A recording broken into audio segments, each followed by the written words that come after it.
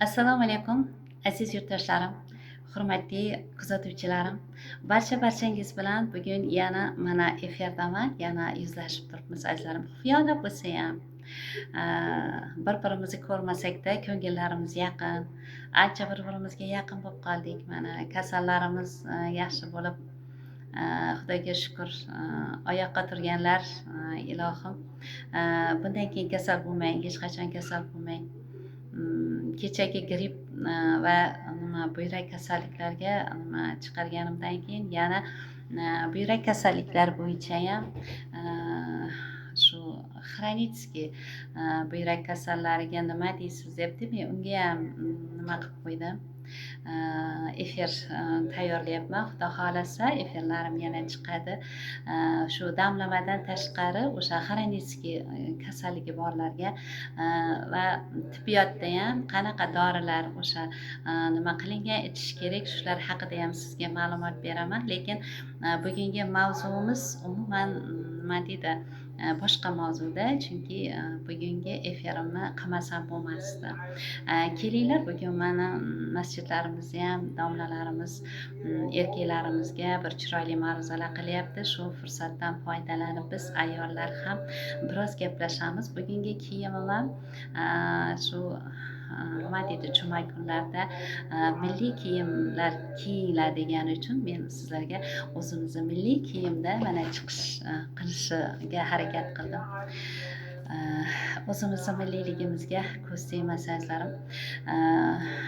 Bilasiz, men bugun demoqchiman, mana qarang, zamonamiz yaxshi bo'lib ketyapti. Biz Allohga shukur, alhamdulillah, hamma narsamiz to'kin sochin, hammasi yaxshi.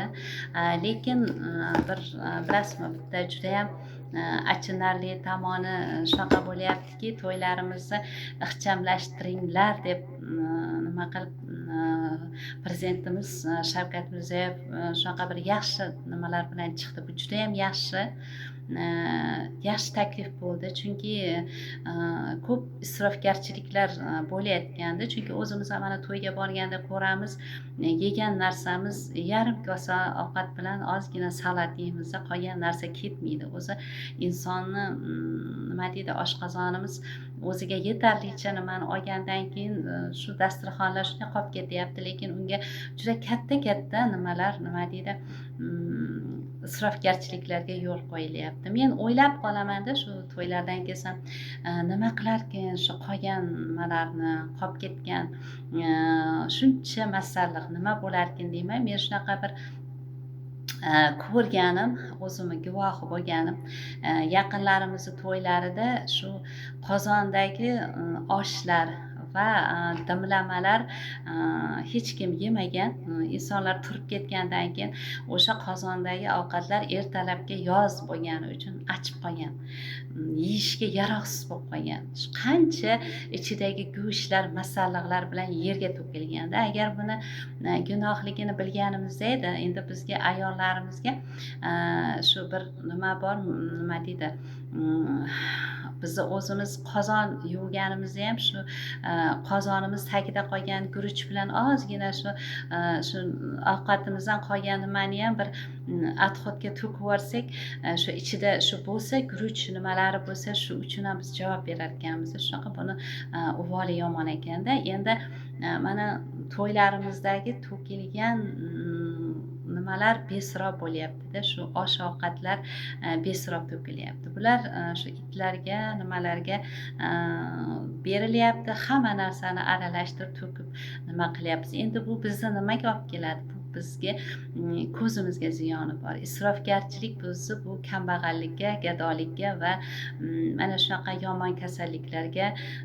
duchor bo'lishimizga sababchi bo'ladi. Men sizlarga bugun bir taklif bilan chiqdim. Endi bu to'yxonadagi mana shu to'y egalariga agar bilmadim, ularga tegishlimi yo'qmi, ular bu ishni qiladimi yo'qmi, lekin o'sha to'y qiladigan hurmatli insonlar, mana shu men meni taklifimni bir o'ylab ko'rishingizni xohlagan bo'lardim, so'ragan bo'lardim. To'y qilganingizda mana qancha osh-ovqatlar qoladi. Hech kim shu insonlarni oldiga qo'ygan taomlarni ichiga oyoq bilan yemaydi-da. Hamma shu qoshiqlar nima bilan yeydida, o'sha nimalar chiqib ketyapti-da, oldimizdan yig'ishtirilib ketyapti. Lekin ular o'sha chaqchuqlarga, boshqa narsaga qo'shilib, adxotlarga to'kilyapti. Mana shuni shu to'y qilgan insonlar, shu laganlar olib borib qo'yib, bir chiroyli konteynerlarni olib borib, o'shalarga отдельно qilib, masalan, osh-ovqatlarni, oshmi, dimlamami, boshqa narsami, samsami, shu mevalarmi отдельно qilib shuni, masalan, mahallangizda bormi, o'sha o'tkazgan o'sha nimalarni to'yxonangiz atrofida bormi? Masalan, miskin insonlar ko'p, kasal yotganlar ko'p, bolalar bog'chalari ko'p, to'g'rimi? Yetimxonalar bor, mana detomlarni aytamiz, qariyalar uylari ochilib ketdi. Mana shularga chiroyli konteynerlarda o'sha vaqtida olib borib bersangiz, bu nur ustiga a'lo nur bo'lardi. Sizni bu bir nima deydi, har bir nimani bir zakoti borda. Mana shular to'q odamlar kelib yeb ketyapti. Sizni shu to'yxonangizda o'tirgan hech kimni qorni och emas, to'q odamlar yeb ketyapti. Endi o'sha insondan qolgan ovqatni kimgadir nima qilsangiz, bu unga deydi, shu nima deydi, yegani shifo bo'lib kirarkanda shu tanangizga, bundan hech kim jirkanmaslik kerak. Shuni masalan kelgan odam o'zi kelyapti, uyda qancha farzandlari qolyapti, to'g'rimi? Bir kishini taklif qilasiz yo 2 kishi er-xotin kelishi mumkin, farzandlari qolyapti. Mana shulargami o'zingizni qarindosh urug'laringizga bir konteynerlarga solib, mana shuni uyingizga olib ketinglar, shu bolalaringiz yesin deb bo'lib berib yuborsangiz, bu sizga yanayam mana shu ehsoningiz ko'paygan bo'lardi. Yanayam sizga Alloh biringizga ming berib, mana shu qilgan to'yingizni, qilgan nimalaringizga bir katta savob olgan bo'lardingiz. Davlatingiz yana oshardi, sog'lig'ingiz yana yaxshi bo'lardi. Men mana shuni ko'p o'ylayman, lekin chiqmagandim, aytolmayotgandim. Lekin mana shu bugun o'zimga shuni bir nima deb bildim. Men qarzdorman, shu gapni aytishim kerak deb bildim. Men buni boshqa ota-onalarga aytganimda ham ular ham shuni shu muhayyosiz ayting shu gapni. Haqiqatdan mana shunaqa bo'lyapti. Shu ko'p isrofgarchilikda bo'lib ketyapti dedi. Shuni shuncha xarajat qildingiz, shuncha pulingiz ketdi, shuncha nima qilgandan keyin iltimos qilardim. Mana shularni bir konteynerlar tashkil qilib, mana shu nimalarga tarqatinglar. Qarindoshlarga, bog'chalarga, yetimxonalarga, mana shu miskinlarni uylariga olib borib beringlar. Qancha nimalarimiz bor. Masalan, yerdagi, masalan, to'yxonadagi taomlarimiz hammasi, masalan, siz pul ketkizib yaxshi taomlar qilinadi-da. Endi shuni ortgani ham bor bo'lmasin. Agar buni biz uvol qilsak, ko'zimizga ziyoni bor. Men shuni juda ko'p o'ylayman. Chunki men o'zimni mana shu xonadonimizdan kelib chiqib aytaman. Bizda mana shu ehson oshlar qilib turamiz uyda. Shu ketgandan keyin, shu mehmonlarim ketgandan keyin shu dasturxonimda shu nima qolgan bo'lsa, darrov shu nima qilamizda, shu harakat qilaman qo'ni qo'shnilarga tarqatishga. Chunki mana ko'p bolali farzandli nimalar bor, yoki nima deydi, shunaqa yetishmovchilik oilalar bor. Shuni bilib shularga berishga harakat qilamiz. Xursand bo'lib qolishadi, shu duo qilib qolishadi. Bundan menimcha yaxshi bir nima bo'lmasa kerak. Uni siz olib qolganingiz bilan necha kun yeysiz? Masalan, baribir u narsani siz yeb udda qila olmaysiz-da. Shunaqa bir oilalar bor, bergisi kelmaydi, qizg'anishi mumkin. Lekin uni siz yeb udda qila olmaysiz. Agar u achib qolib to'kib tashlasangiz, bu siz uchun bir juda ham katta gunoh bo'ladi. Shuning uchun hurmatli yurtdoshlar, mana shu nimani ham o'ylab ko'ringlar.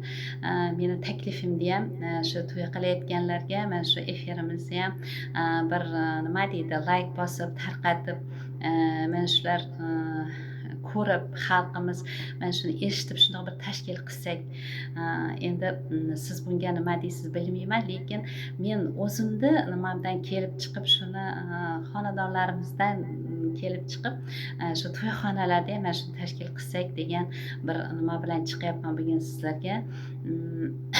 Endi nima deydi, kimgadir agar shu masalan buni nima qilish mumkinda, shu qanaqa bo'larkin, to'ydan ortgan narsani qabul qilarmikin yoki boshqa deb o'ylashingiz mumkin. U masalan yangi pishib turgan narsani hech kim sizga nima qilibsan deb qaytarmaydi, qo'lingizni qaytarmaydi. Chunki bu to'ydagi hamma uchun bir nima. Chunki to'yda ham yangitdan pishiriladi. Mana endi bundan keyin umuman havo salqinlashdi, unaqa nima bo'lib qoladigan, nima yo'q, achib qoladigan. Agar u turib qolsa, shu bir kun, 2 kun turib qolsa, baribir iloji yo'q, uni to'kishingizga to'g'ri keladi. Shu uchun ko'p bolali oilalarga, kasali bor oilalarga, shunaqa bir kam xarajatli nima oilalarga tarqatib qo'ysangiz, bu ertaga Alloh nasib qilsa, shu sizga bir yana xonadoningizga o'sha ketkazgan pulingizni 1000 barobar qilib xonadoningizga yana katta rizqlar, davlatlar beradi o'ylayman. Shu ehsonni nima deydi, mukofoti ham ehson deydida. Shu uchun biz avvalambor ehsonni xonadonlarimizdan boshlashni oldin ham aytganman. Shu o'zingiz nimani yaxshi ko'rsangiz, shu xonadoningizda nima yesangiz, shuni qo'shningizga ham ilinib qo'ying deydi-ku. Xuddi shunaqa hozir mana ilgari bolalar borardim, to'ylar qilsak, masalan xonadonlarimizda to'ylar bo'lsa, oshlarni ustida bolalar nima ushlab, tovoqlarni ushlab, osh olib yeb, bir gasht boshqacha edi-da.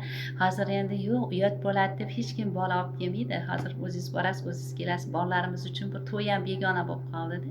Shu uchun mana shuni bolalarimizga tarqatsak, uylariga tarqatsak, mana shuni bir o'ylab ko'rsangiz, men mana shuni bugun o'zim uchun mana shu bugungi kunda sizlarga bir nima deydi, murojaat bilan chiqdim. Xudo xolasa men o'ylayman, bugungi efirimni ham shu o'ylab ko'rib, shu to'y qilayotganlar bir nima qilib ko'rsangiz, o'ylab ko'rsangiz, shu Alloh yo'lida qilayotgan mana shu ehsonlaringiz tufayli xonadonlaringizga ilohim tinchlik xotirjamlikni bersin. Xonadonlaringizdagi to'ylar yana to'ylarga ulashib ketaversin.